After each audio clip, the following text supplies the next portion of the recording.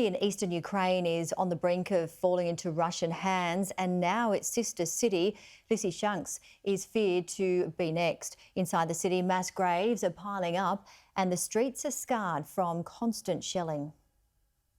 As we are going into Lysychansk, there are Ukrainian soldiers pulling out.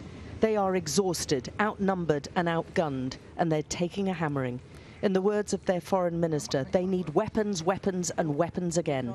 And without a new injection of foreign arms, Ukrainian forces will not be able to stop Russia's advance in the east. So they're getting people out as quickly as possible.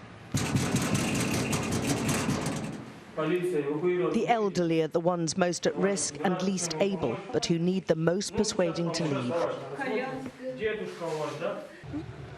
They can see Severodonetsk being pounded and know their town is next.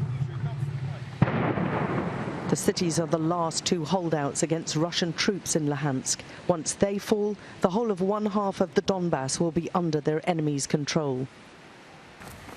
The victims of this brutal war are piling up from the two areas, an indication of the mass slaughter that's happened and is still going on here. The police now have the terrible task of hurriedly laying their fellow citizens to rest. They're buried in bulk, dozens and dozens stacked in together. No time for goodbyes, no time for mourning. There's the stench of putrefying bodies despite the body bags. This war has stripped the dead and the living of all humanity. It's been impossible to cope with the number of dead because of the war and the battle raging all around, and apart from those that have yet been covered, there are 150 along here.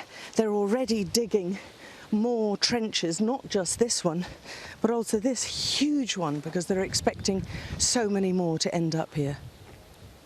I think they're dogs who came here, he says, who don't even understand what they're doing. But there will be revenge for them 1,000,000 times over. But even these hurried makeshift burials are done under fire. For those who've made it out of Severodonetsk, there's some relief. Reuniting with loved ones is sweet comfort. They think they're safe now, but they've just found themselves in the next city the Russians have their eyes on. Alex Crawford, Sky News in Lysychansk in the Donbas.